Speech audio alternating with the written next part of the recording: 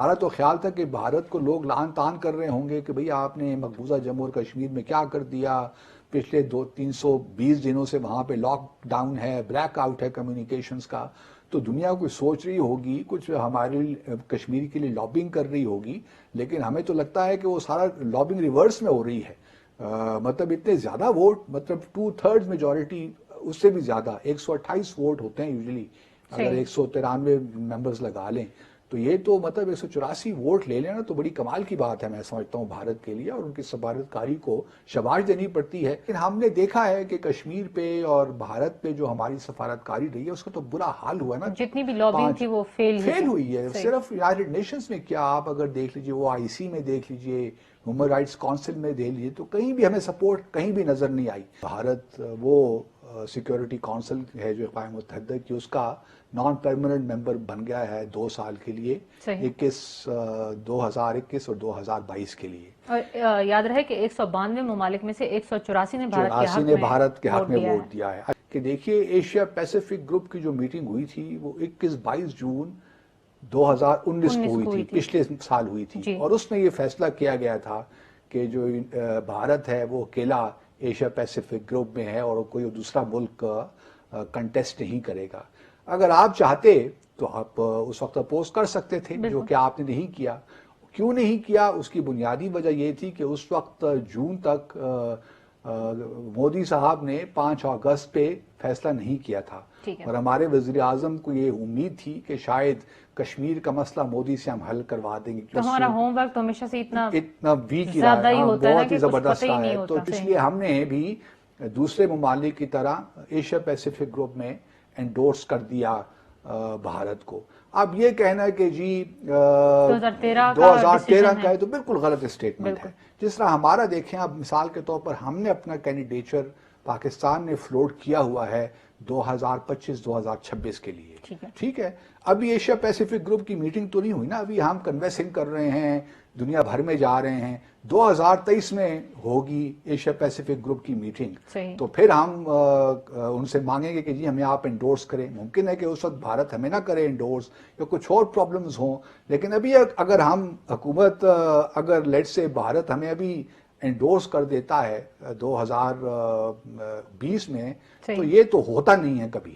کہ صحیح یہ اس طرح ہوتا ہے کہ اگر آپ ریسیپروکل ارینجمنٹ کرتے ہیں، مثال کے طور پر اگر بھارت سے ہم نے اس دفعہ یہ کہا کہ جی ہم آپ کو سپورٹ کر رہے ہیں اس دفعہ، تو جب ہمارا کینڈیڈیچر آئے گا تو آپ ہمیں سپورٹ کریں گے۔ ٹھیک ہے، ایک ریسیپروکل کنڈیشنل ایک طرح۔ ریسیپروکل ارینجمنٹ ہوتا ہے ملٹی ٹھیک ہے لیٹرل الیکشنز میں، اور لوگ کرتے بھی ہیں، ہم نے انڈیا کے ساتھ پہلی بھی کئی بار کیا ہے، تو اس میں کوئی بڑی بات نہیں ہے۔ بالکل لیکن یہ کہنا کہ جی یہ 2013 میں ہو، بالکل میرے خیال میں غلط اسٹیٹمنٹ ہے۔ لیکن سر اب اور دوسری طرف اگر آپ آئیں تو ہمارے جو شاہ صاحب ہیں ان کا تو کہنا یہ ہے کہ ہم نے تو مخالفت کی تھی۔ اب میں اس پہ آ گیا نا، اب دیکھو UNGA کا جو مطلب کل جو ووٹنگ ہوئی اس میں آپ دیکھ لیجئے کہ 192 میں سے جس طرح آپ نے کہا 184 ووٹ ملے بھارت کو۔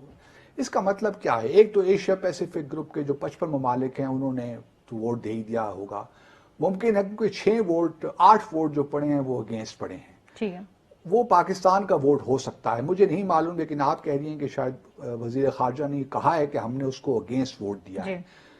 اگر اس کے اگینسٹ ووٹ دیا ہے تو اچھا کیا ہے، لیکن آپ اس کو پھر اوپنلی کہیں بھی، ٹھیک ہے نا، دبی دبی زبان الفاظ مت کہیے، صحیح کیونکہ جب آپ نے ایشیا پیسیفک گروپ میں بھارت کو انڈورس کیا تھا تو اس وقت معروضی حالات اور تھے، صحیح آپ اوپنلی کنوینسنگ بھی کر سکتے تھے بھارت کے خلاف کہ آپ کو اس کو ووٹ اتنے نہ ملتے، ٹھیک ہے لیکن ہم نے دیکھا ہے کہ کشمیر پہ اور بھارت پہ جو ہماری سفارتکاری رہی ہے اس کا تو برا حال ہوا نا۔ جتنی بھی لابنگ تھی وہ فیل ہی فیل تھی۔ ہوئی ہے، صحیح صرف یونائٹڈ نیشنز میں کیا، آپ اگر دیکھ لیجئے وہ IC میں دیکھ لیجئے، ہیومن رائٹس کونسل میں دیکھ لیجئے، تو کہیں بھی ہمیں سپورٹ کہیں بھی نظر نہیں آئی۔ ٹھیک ہے تو اگر یہاں بھی آپ کچھ محنت کرتے تو مجھے یقین ہے، کیونکہ ہمارے نئے سفیر وہاں گئے ہیں نا، جی امبیسڈر اکرم صاحب، تو ہمیں تو بڑی امیدیں تھیں ان سے، لیکن وہ مطلب اتنے ووٹ دلوا دیے انہوں نے بھارتوں کے، ہمارے تو شرم سر جو ہیں شرم سے جھک گئے ہیں۔ بالکل ہمارا تو خیال تھا کہ بھارت کو لوگ لعن طعن کر رہے ہوں گے کہ بھئی آپ نے مقبوضہ جموں اور کشمیر میں کیا کر دیا،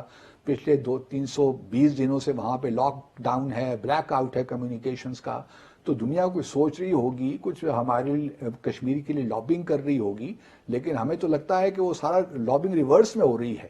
मतलब इतने ज्यादा वोट, मतलब 2/3 मेजोरिटी, उससे भी ज्यादा 128 वोट होते हैं यूजुअली, अगर 193 मेंबर्स लगा लें तो ये तो मतलब 184 वोट ले लेना तो बड़ी कमाल की बात है, मैं समझता हूँ भारत के लिए। और उनकी सफारतकारी को शाबाश देनी पड़ती है कि चाइना ने भी उनके अगर हक में वोट दिया, आई डू नॉट नो, लेकिन भारत के मीडिया से ये खबरें आ रही हैं कि चाइना और पाकिस्तान दोनों ने हक में वोट दिया है। लेकिन चूंकि हमारे वजीर खारजा ने कह दिया है कि हमने उनके अगेंस्ट वोट दिया जो आप कह रही हैं, तो फिर हमने यकीनन अगेंस्ट ही वोट दिया होगा। लेकिन चूंकि हमने लॉबिंग नहीं की ओपनली, इसको खुल के अपोज भी नहीं कर रहे, और चूंकि हमारे वजीर खारजा बार बार यही कह रहे हैं, तो कौन सी बड़ी बात हो गई, क़यामत आ गई। 5 अगस्त से लेकर इस साल भी पूरा 2019 गुजर गया, 2020 गुजर गया।